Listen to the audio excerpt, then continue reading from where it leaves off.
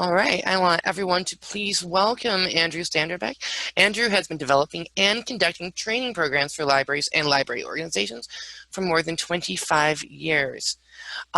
He's presented web-based, online, and face-to-face sessions on management and leadership, customer service, and communication skills in the U.S. and numerous countries around the world. He's also a supporter of Every Library, which the Library of Michigan is as well.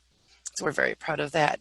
Presenting today on the ABCs of library leadership, not literature, we have Andrew Sanderbeck.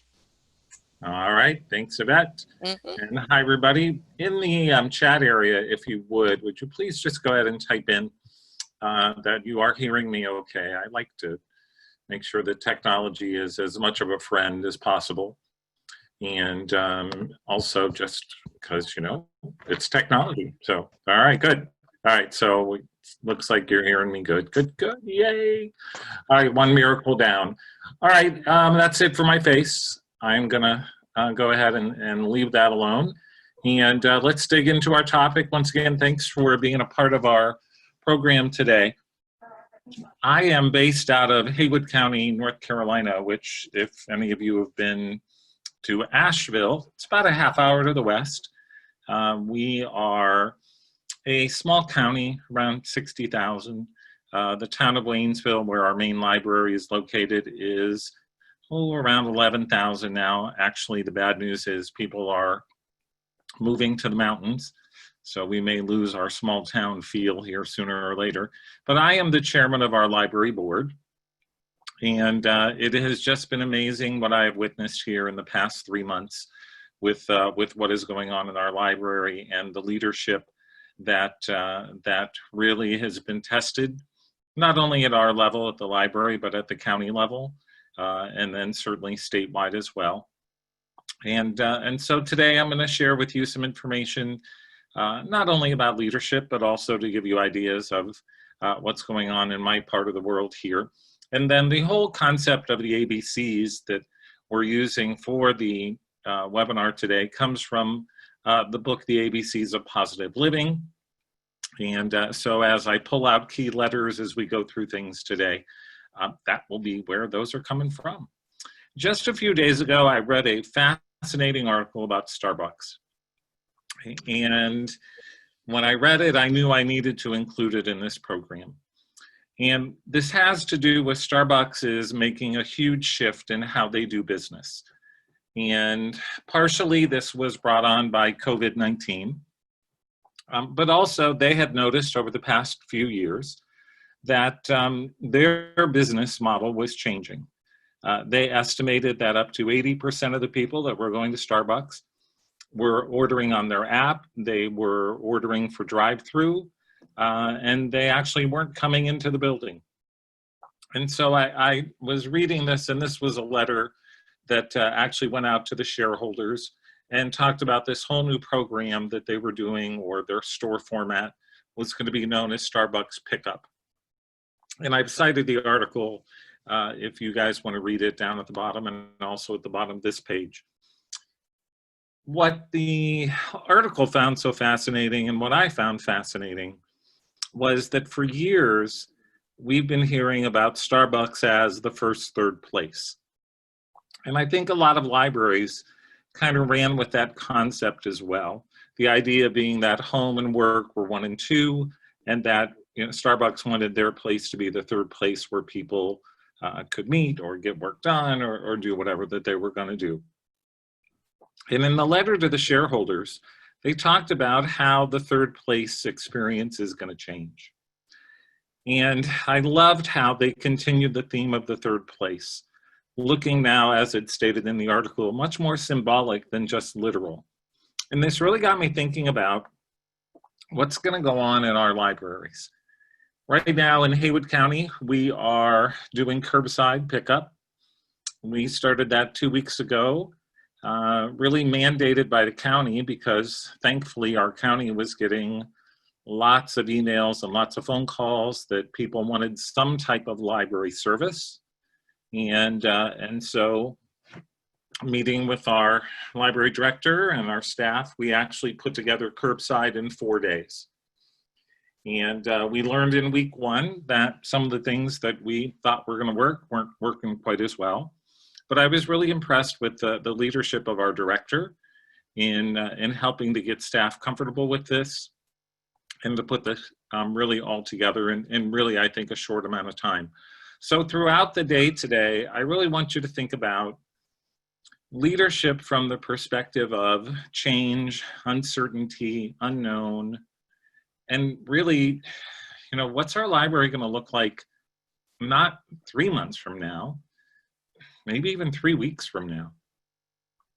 I'm in the belief that this is not going to be a short-term situation that we're living in. And so we need leaders now more than ever who are going to be able to step up and to help us lead into the new direction that our library is going to need to take. And so when I love to ask the question, who are the leaders in your library? I kind of hope that your answer is everyone, but I kind of know that that also may not be true. But there are certainly people that others look to for leadership. And one of the things that I have learned time and time again is that a lot of times these are people that don't have a title.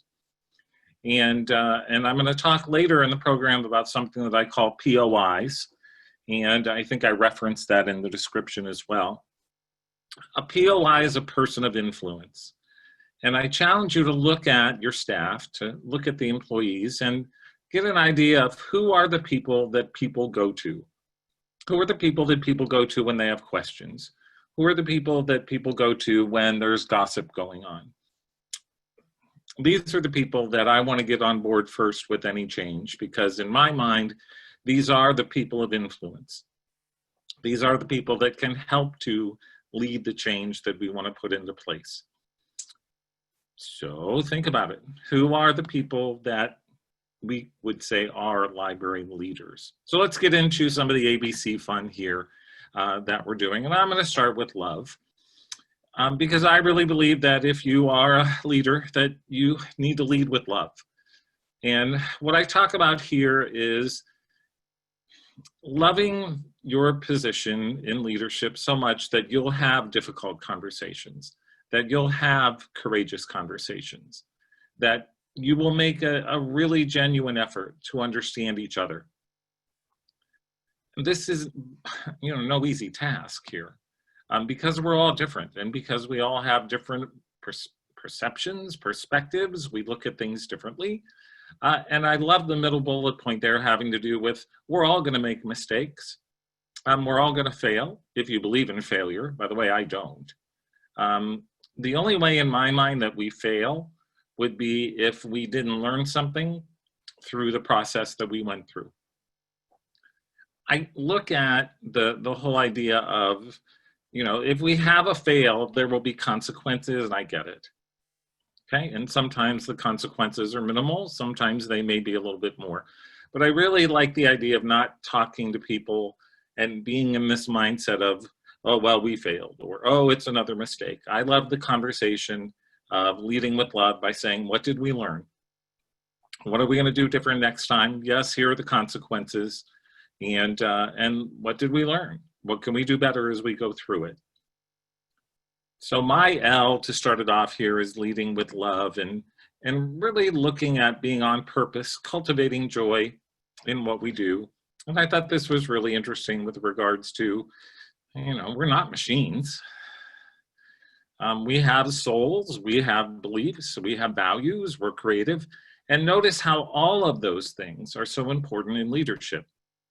Leaders have to have a firm belief in where they're going and what's going on for their organization. What's the direction we want to go? What are our values? And how can we create in what we do?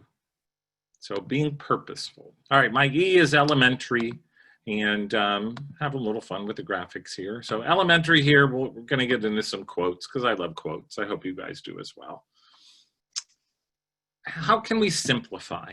So when I look at elementary, I look at how do we simplify what we do. I'm actually in Northern Kentucky today, and I am meeting with some of my staff, and we are talking all week actually about simplifying processes.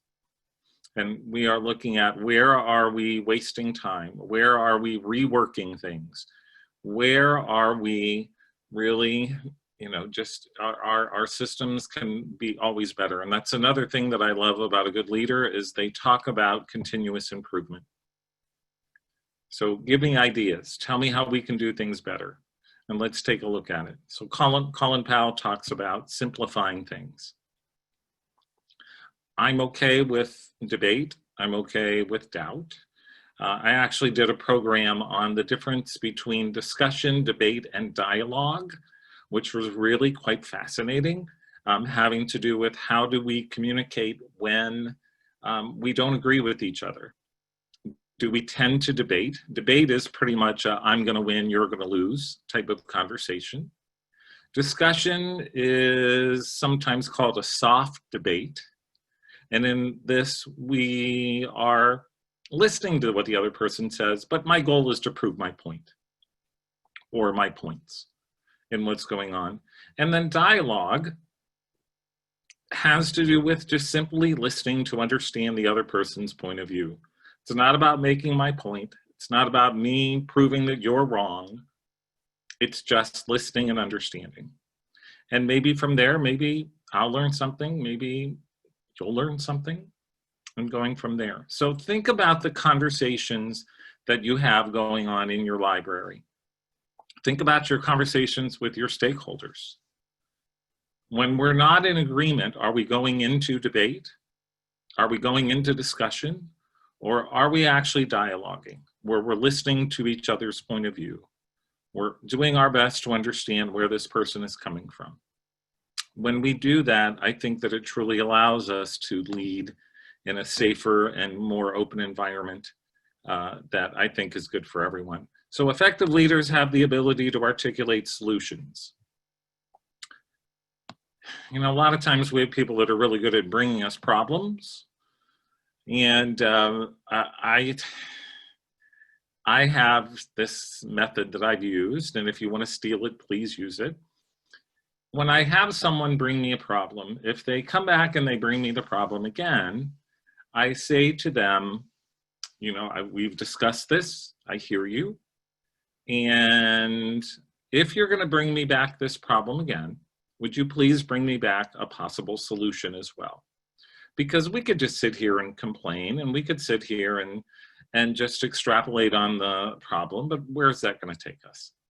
So I love the shifting to let's talk about solutions instead of getting caught up in the complexity of the problem and what's going on. And then separating relevant from irrelevant, and be very careful of the difference between a fact and an opinion, because a lot of people want to give you their opinion as a fact. And we just need to be clear that we are truly looking at facts. And then to be able to tell people, to articulate that to them in as simple of a way as possible, I think makes us really effective. And then also just looking at paying attention to our own thoughts. That one I thought might throw you a curve, because we have doubting thoughts, we have me thoughts, we have a whole bunch of different thoughts that are going on, and we need to be aware of them. I'm a big believer that we really have to pay attention to our gut. And if our gut tells us something, we need to be looking at that. We need to be aware. And a lot of times I'm asked, well, Andrew, how do you separate all the voices that you have that are going on? And my experience only is that I can tell you that my gut never tells me what to do. My gut suggests. If I have other things that come to mind that say, you have to do that, that's usually not my gut. But that's been my experience. And maybe you have a different experience on how you communicate internally with yourself. I'm a big fan of Henry Ford and others out there that have really led and caused great change. And I think a challenge for us and something to remember is that there are going to be obstacles. There are going to be challenges. There are going to be people that don't like your decisions. And as a leader, if we get caught up in the obstacles, we're probably taking our eyes off of the goal. And that is going to keep you away from doing the things that you need to do to be successful. So I I love the idea of, I actually have a sheet that I have handed out in programs called a learning and application worksheet. And what I ask the participants to do, it's one that you would keep. What I ask them to do is to fill out something that they learned in the program that they want to apply. And then I also ask them to write down what are the obstacles that they're going to face in putting these new things into place. And then I just have them look at it again and say, all right, well, how are you going to overcome those obstacles? And there's a box for them for overcoming the obstacle. So they're going to be out there. We may try to enact change. There were certainly obstacles when we were putting curbside together here in 4 days. And, you know, we kept our eye on the goal. And our goal was that we were expected by the following Monday to have curbside up and running, and we were expected to be advertising it beforehand. And we were expected to really do this as flawlessly as possible. If we would have got caught up in the objections, if we had got caught up in the obstacles, that could have been a much harder process than it really turned out to be. And I love Mark Twain quotes talking about the person that's good at making excuses is seldom good for anything else. Here, I want you to really listen to what others say. And of course, what others say is great, but I also look at what's the action that they take. So leaders not only deliver the message, but they follow up with action. And when I hear someone who's just constantly making excuses or they're blaming, to me, that's not leading. To me, that's someone that I probably need to have a conversation with regards to what it is that we can do to move forward past the blame and past the excuses and the different things that are going on. I used to have a banner up in my office that said that this is a blame-free workplace. And that was kind of fun because it challenged people to understand that we weren't here to blame. So yes, once again, if something didn't work out, something went wrong, there will be consequences. Yes, I get it. But to go around and just blame, oh, well, you know, it was Yvette's fault. Oh, it was so-and-so's fault. Oh, it's the customer's fault. Can we just focus on how we're going to solve the situation? So blame-free workplace, loved it. It became part of our culture, something that became, you know, really one of our values as we move forward. So an abundance mindset, boy, can this be interesting. I find a lot of people in our profession can really be more in a scarcity type of mindset, and it's understandable. Our county has just told us that actually our budget next year currently is estimated to be flat, which was quite surprising for us. We were expecting something more along the lines of 10%, maybe even more.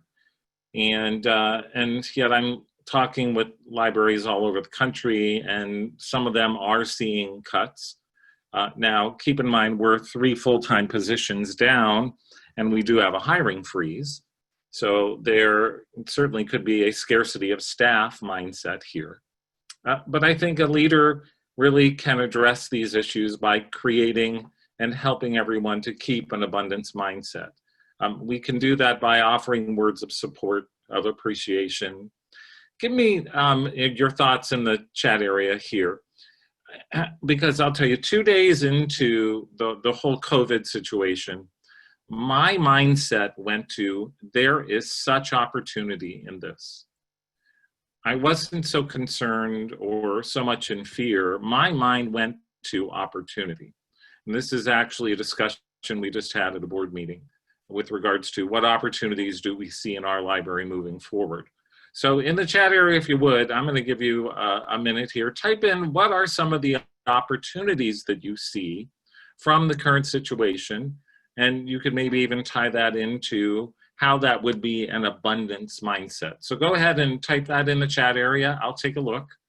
And once again, what are opportunities that you see that are coming from our current COVID situation?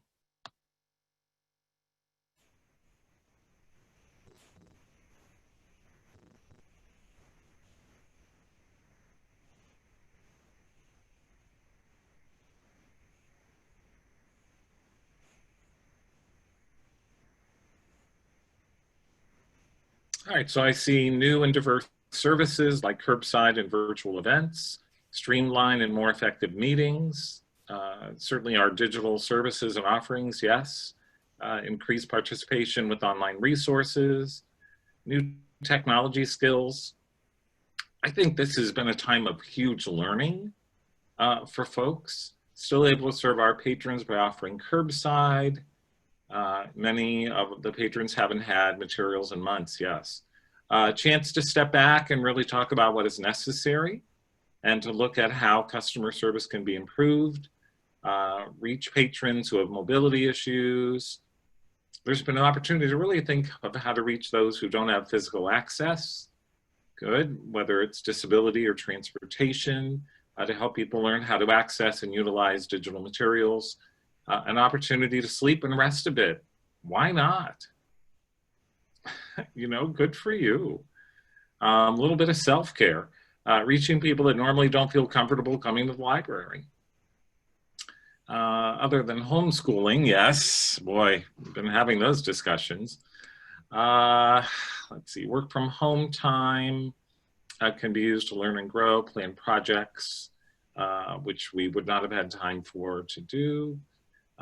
Yes, letting go of some outdated ideas and procedures. Very good stuff. So you guys are seeing opportunity here. How can you remind yourself that there is more than enough? It's interesting in the work that I do now in consulting and speaking, almost exclusively with libraries. I've had other professionals in my business that will say to me, you know, that I'm just not finding work. I'm not finding people, and I just sit back and my mindset is there's more than enough work out there. There's more than enough. Just like there's so much money out there. You know, when people tell me there's not enough money, I'm like, wow, there's so much money. Now, we may have to get it through grants. We may have to get it through other means than maybe traditionally we have. And I also have people that I'll talk with them and I will give them references to clients that I work with. And I'll have some people that say, well, Andrew, aren't you afraid that I'm going to be taking work from you? And I don't even understand that concept. Because to me, there's more than enough work. There's more than enough opportunity out there. It's really just up to me. Do I want to go get it? Do I provide enough value to make that happen? Carefully selecting the company that you keep. Do you have a lot of negative people around you? Do you have a lot of people that are into scarcity? Well, then I'd be careful with them because they could have an effect on you. Spending time in reflection to me is really important. Whether it's just a few minutes in the morning and a few minutes in the evening, just reflecting on all of the wonderful good that our library does. My gratitude for our staff. You know, so much to be thankful for, so much to understand how much abundance that we have, even in our small community and what we do. And then give more of what you want. So if you want more abundance, give more of it. Give more value to the patrons, give more value to the shareholders, to the stakeholders in the community and what we do. This to me is so important as a leader, because if you lead from a space of lack, from a space of scarcity, then I am certainly going to take on your belief system as well. And to me, that does not usually end well. So what can we do to keep in that abundance mindset? And I really believe that this quote, by the way, just blows me away. So the greatest discovery of my generation is that a human being can alter his life by altering his attitudes of his mind. Holy cow. I think Henry Ford said, whether you believe you can do it or not, you're right. So what's going on in your head with regards of all of this? And do you see that your mindset can be such a huge asset in how you lead others? So please lead from that space of abundance if you can. Even when there are times that things look, pretty scary. We've gone through some tumultuous times in Haywood County. And yet I really credit our folks for really seeing the abundance and seeing the good that we do, even if we are in a staff hiring freeze right now in what we're doing. So my D is dream. I'm a big fan of Brian Tracy's work. I'm not sure how much of you, or how many of you have looked at some of his things, but dreaming big. What's your vision for your library as a leader? What could this look like in the future? We are currently talking about a new building for our main library. It's actually not that old, but it's a train wreck when it comes to heating and cooling and a lot of the internal things that are going on. And so our library director, our board, is working on this vision of what our library of the future is going to look like. We are and have shared that dream with our county. We've kind of taken a hit right now because we are very dependent on tourism in our county, and obviously tourism is down, and so revenues are down. But that's not going to stop us from continuing to share the dream with the staff, with the board, with the community, and understanding that, maybe it does get pushed back a little bit, maybe it doesn't, in what we're doing. So we lead with our dreams. We lead with showing people what the future can be, what it might look like. I thought this story was just a hoot with regards to the Aflac duck. How many times have you seen the Aflac duck commercial? And I remember the first time I looked at it and I thought, what? What? Yet the CEO took a major risk. He had a vision. He had a dream. He told the story of what Aflac could be, having this duck idea. And as the comment there talks about, a lot of people thought he had lost his mind. And yet now, it's one of the most recognized symbols on the planet. So sometimes we do have to think different. Sometimes we do have to think maybe outside of what the industry might tell us to do, or what maybe even common sense would tell us to do. Because a lot of times dreams are not commonsensical with that. And then certainly we need to have our actions follow our dreams. So, if you're sharing your dream, that you're doing it consistently, that you're doing it with conviction, that it's clear that people are hearing you, and then it has to be followed by our actions. And so then I'm looking at my POIs, I'm looking at my other leaders in the organization that are continuing to share that dream, they're continuing to take action, they're showing us that they're believers. And then these things are repeated, and they're repeated again and again and again. And remember that words create awareness and actions inspire people to act. So yes, you can share your vision, you can share your dream, and then the next step is, what are the actions that we're going to take? And how is that going to inspire? Because that's one of the great things that leaders do. They inspire others to take that next step. Energy is my E. This quote is really fabulous. How do we unleash other people's energies? It's not just about your energy as the leader. Certainly people feed off of it, but how do we get others to unleash their energy? And when they do that, the momentum is just incredible. So co-founder of Imagine here is Paul Pullman, and his mission, his company's mission, is to eradicate poverty, climate change, different things here that are really, huge in our times right now. And so, yes, he leads with the vision, he leads, but he expects others then to bring their energy. So it's not just about him. Actually, it's never about the leader and what's going on. Jack Welch also did amazing things with GE. He also took lots of risks and lots of chances. He would tell people to go out and make mistakes and learn from them. And I love that. So where's your passion? Where's your energy? And then how do you energize those that are going to lead in your organization? And I think people feel your passion. I think people feel your energy. And they want to be part of that because they understand that you're coming from abundance. You're not coming from lack. You're not coming from scarcity. And it's just really, really powerful when we have a group of people that are aligning their energy in one direction. All right, on we go. Let's take a look at resourcefulness. That will be our R here. We know the Amazon story. Jeff Bezos talks about life being too short to hang with people that aren't resourceful. And I could add to that creative and different things like that. Especially now in times of uncertainty and the unknown, and there's a lot of change going on, we're going to need all the resources we have. We're going to need to be looking for different resources to get us moving through. And to me, this is where it's really important to know your POIs. So who are your people of influence? Who are the people, as I mentioned earlier, that people go to?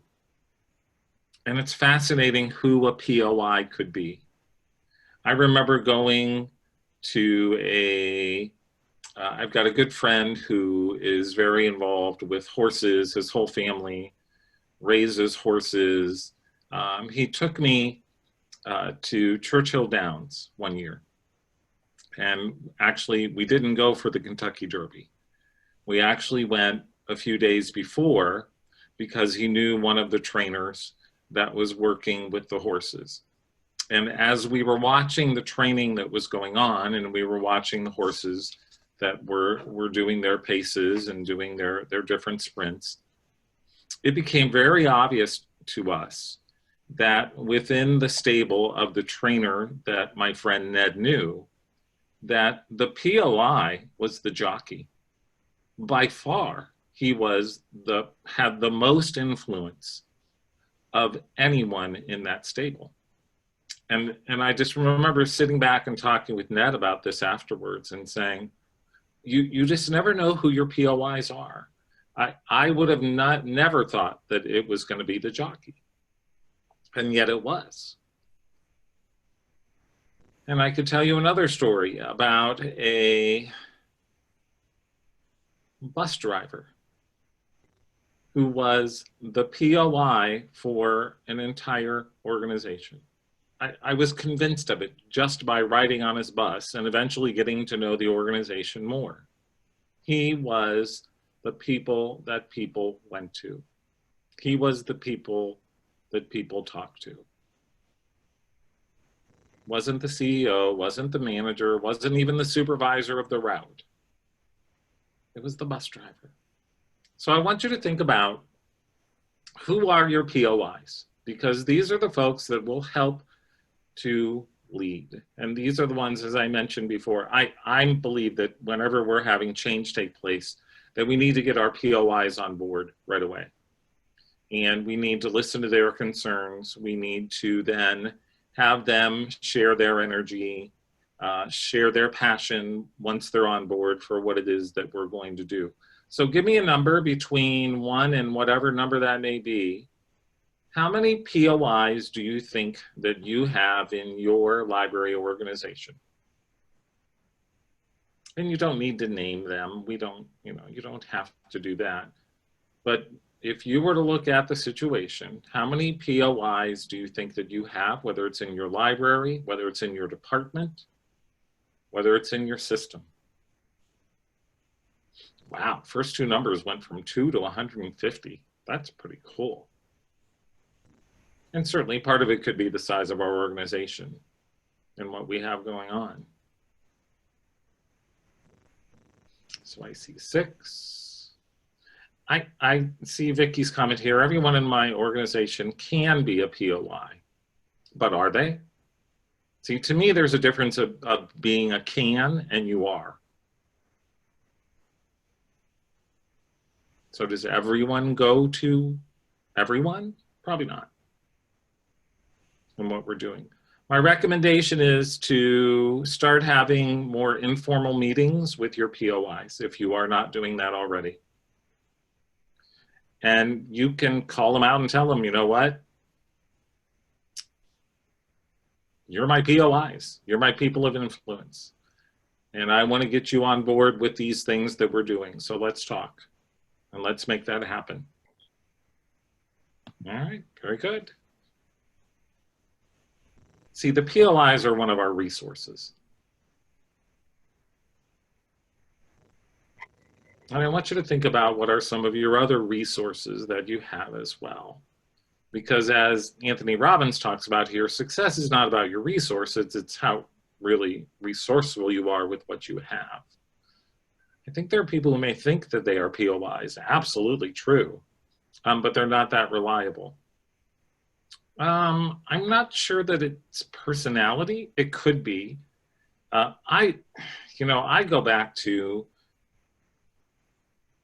the why. I'm such a fan of why. If you've not watched Simon Sinek's video and it's from his program, How Great Leaders Inspire, it's a TED Talk. It's just fabulous. And he talks about something called the golden circle. And the golden circle gets into what, how, and why. And the quote from the program that I love says, people don't buy what you do, they buy why you do it.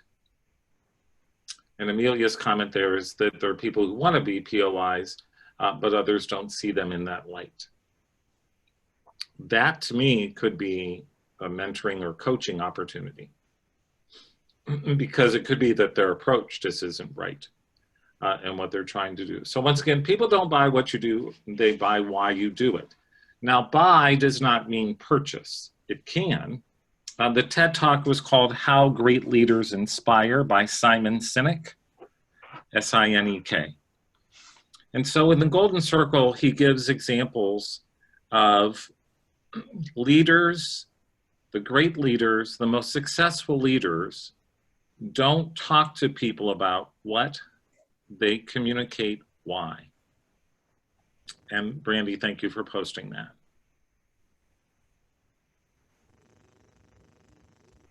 He says, most people can tell you what work that they do. Most people. And many people can tell you how they do that work. But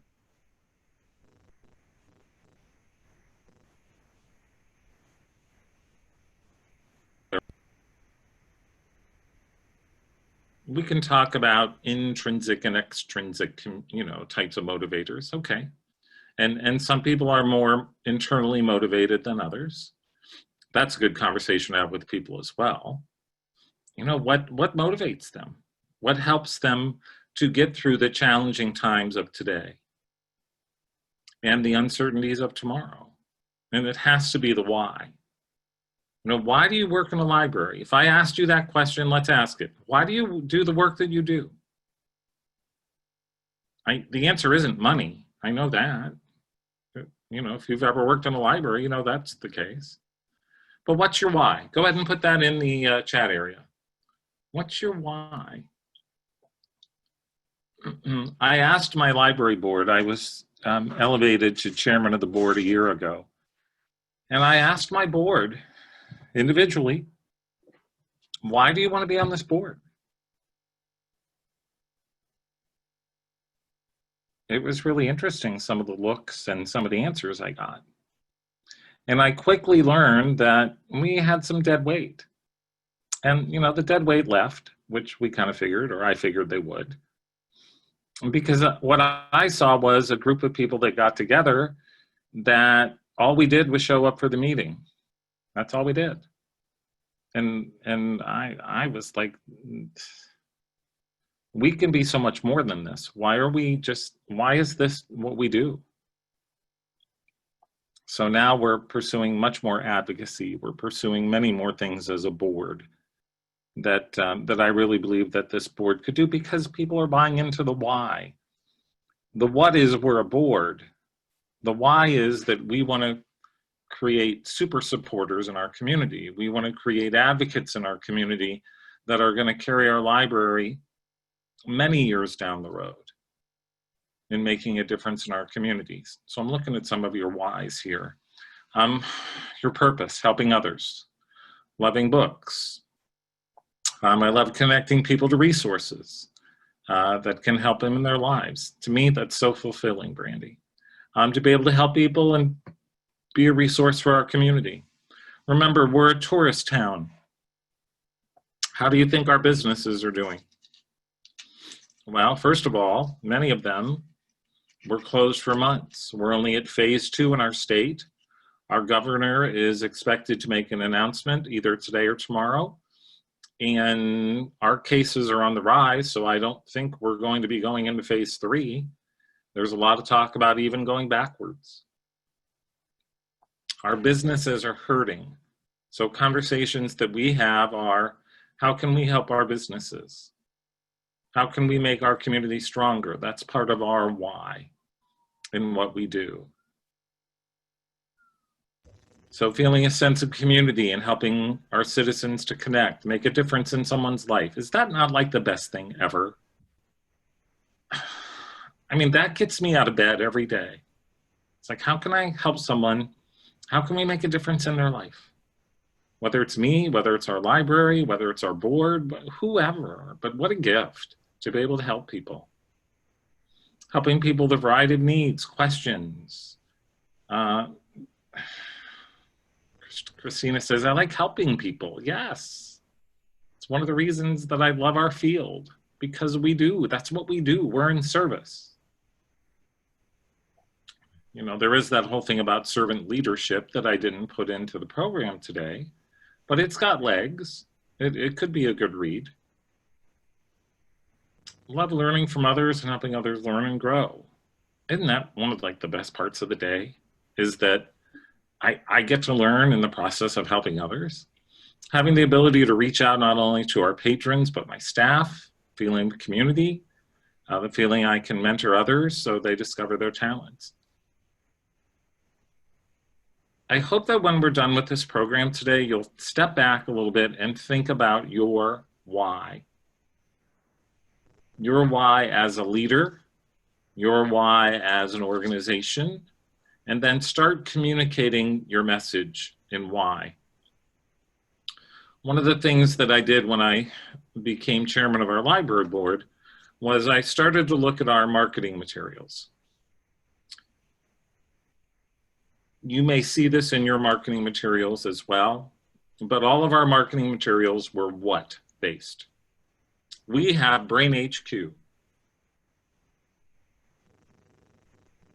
Okay, well that's great, but why do I care? We have Reference A to Z database. Once again, it's a great what, but why? Okay, so we make a difference in our community. Okay, that's what you do, but why do you do it? So to me, that's where our communication needs to flow as leaders. And we need to talk with people about their whys. And we need to get the people on board with then our library why. Why it is that we do what we do. And then what is their part in that? And how do they execute their part of what's going on there? And then my last one for you here is schema. Give me a yes or a no. Do you guys know what a schema model is? Have you ever heard that term? Because I adore schema. I think I learned this probably 10 years ago. And I could talk with you about schema probably for a year. So give me yes or no. Nope, nope. Okay, that means I get to teach you something new. All right, let's learn. Here we go. This is an example of a schema model. Okay, there are many schema models that are out there. So this one comes from my good friend Beth Fenton. licensed mental health counselor. This is a schema model about our belief systems. So what is a schema? So definition, here we go. So it describes a pattern of thought or behavior that organizes categories of information and then the relationships among them. So the one that I share a lot in my management, my customer service trainings, the different things that I do, has to do with the schema having to do with our belief systems. So earlier I shared with you that I have a belief system of abundance about that there is more than enough work out there. There's more than enough clients that I can serve. Okay, well, that belief system has evolved over time. I can tell you that. So the ink is not real clear under the words belief system, but what it says there is we know it to be truth. So in my mind, the belief system that I shared is the truth. This is a silent function. I don't go around telling everyone that I believe in an abundance mindset because I don't need to, because it comes through my thoughts, into my feelings, into my behaviors, into my events. Now, I can have people that can either support that belief system, or I can have people that could be a threat to that belief system. I could have people give me data telling me that speaking opportunities are down 90%. I could have people tell me a whole bunch of things to try to have an influence into my belief system. And if I allow that to happen, then it will affect how I think, it will affect how I feel, it will affect how I behave, and it will affect an event, by the way, is an interaction or an action. And notice how the arrows move. So my thoughts lead to my feelings, which lead to my behaviors, which leads to events, which go back to what? My belief system. And based on what my belief system is, will be how I act. It helps to form my why. Now I'm going to give you an example totally off the track. All right, here we go. So my wife does not like the store Best Buy. I don't know where you guys are at with Best Buy, but she has had a couple of really bad customer service experiences with Best Buy. And she would, what was the big red box store that went out of business? That was like a competitor to Best Buy. That's been a few years now. I can't remember the name of who that was. But anyway, oh, thank you, Circuit City. When Circuit City, I guess they were kind of more deep red or whatever.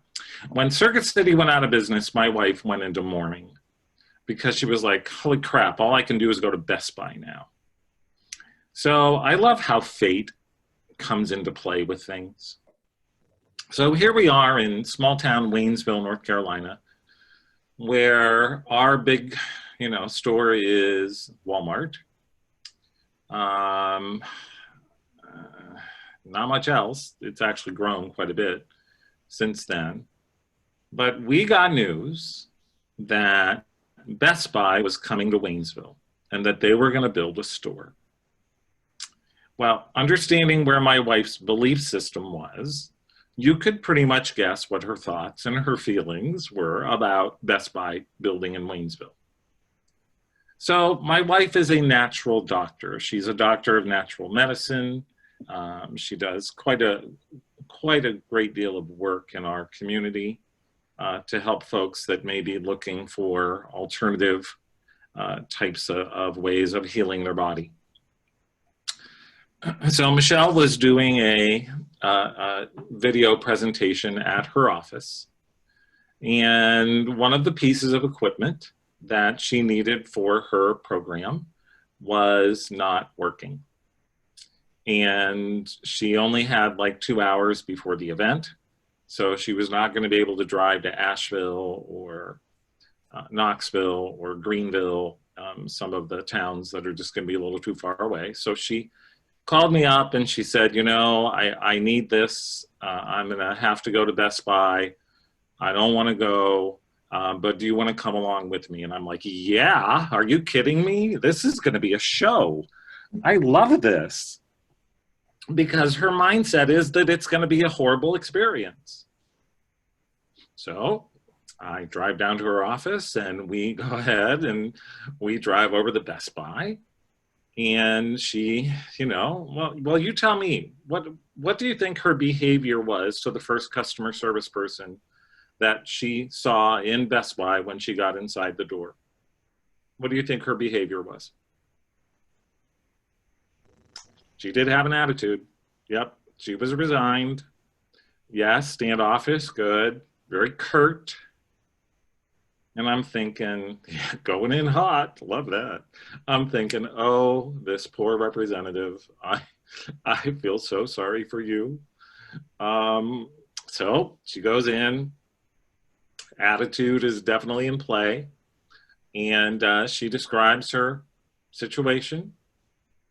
And all along, she's waiting for this person to mess up so that she can prove her belief system that Best Buy is the worst thing in the world.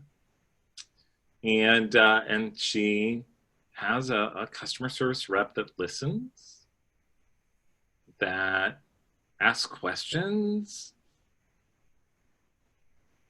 And my wife is determined that she needs this specific item. And the Best Buy representative says, well, we sell that item, but we have an item that will do the same thing and it's $20 less. So I would recommend that you buy that and save the money. It's going to do the exact same thing you need for your video. Oh my. So now what's happening is that there's a threat to my wife's belief system. Her behavior starts to change. The interaction with the customer service rep actually turned out to be a lot more pleasant than I thought it was going to be, and probably he did too, from the beginning. And when we were driving back, we had the conversation about her belief system about Best Buy. And I said, well, I know you've had a lot of bad experiences with them. I said, does that one change your mind? And she thought about it for a moment and she said, you know, that was a good experience, but I still don't trust them. And I said, okay, I understand that. So, belief system. What's our belief system as a leader? What do we believe about our library? What do we believe about our community? Because I promise you, it comes through in your thoughts. It comes through in your feelings. It will certainly come through in the way you behave, and it will become very apparent in the way that you are involved in events. And remember, an event is a conversation, an interaction, a transaction. And the way Schema Model works is we will tend to act and behave in a way that will go back and support our belief system. And to me, this is why it's so critical that our why is clear, not just our what. Not just our how, because why drives people. So I hope that you will continue to explore this schema model a little further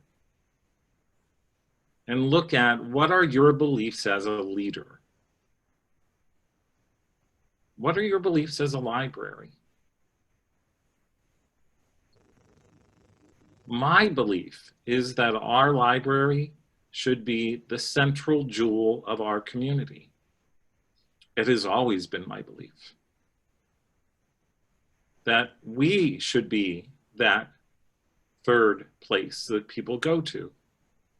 Now, I have horrifying thoughts about that as well, because I think, oh my gosh, if everybody makes the library our third place, my poor staff. But you know what I mean. So any questions on schema before I jump out of it? And give me some feedback. Did you learn something? Did this give you something new to look at? I mean, we can use this in so many ways. Your belief about wearing masks, because I promise you, your patrons are going to give you their beliefs.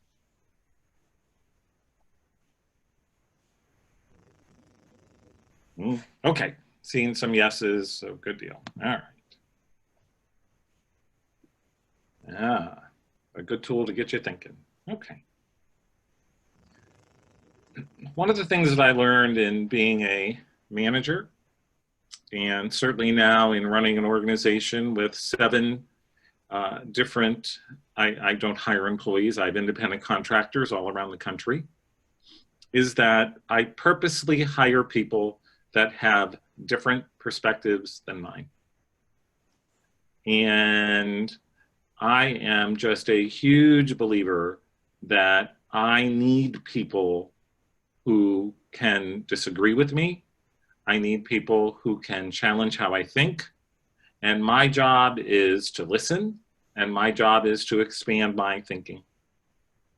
And they need to know that it's safe, that I won't retaliate, that I won't call them crazy, I won't do any of that stuff. Because to me, I only see what I see. And as a leader for this organization, I need to see things through their eyes. And I need for them to tell me what they see. And it needs to be safe in what we do.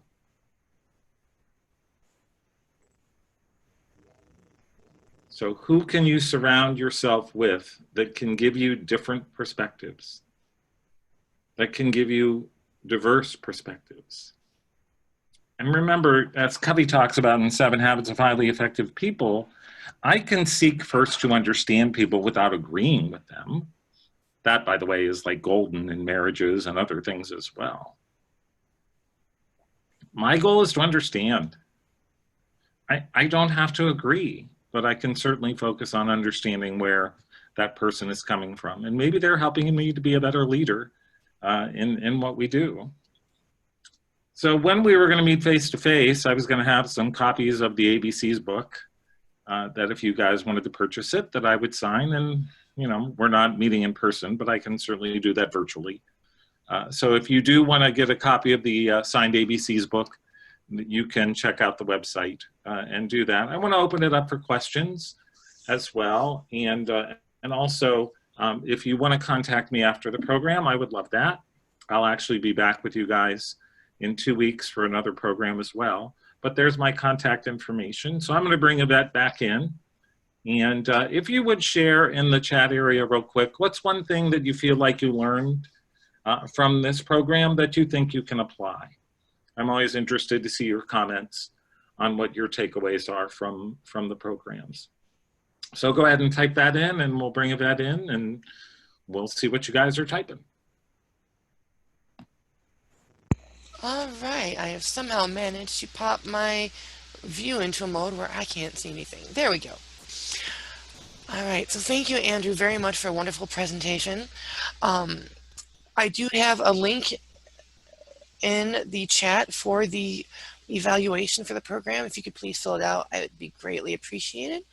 And if you have any last questions for Andrew, now is the time to throw them at us. See a comment here that about not to focus on just what, but to focus on the why.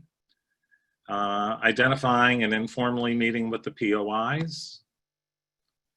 Love that. That can be so powerful when we identify those folks in our organization.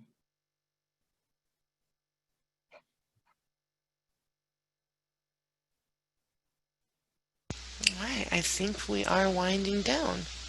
I love your positive attitude, really like the person of influence topic. Something to really take to our leadership. Try to keep myself in check by reviewing my thoughts.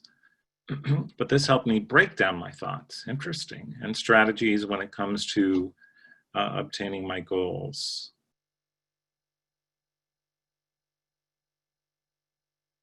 All right.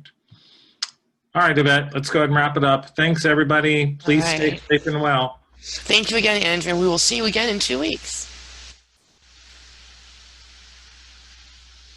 And please, if you have a chance, please fill out that evaluation. I'm going to put it in chat one more time. And thank you very much, everybody.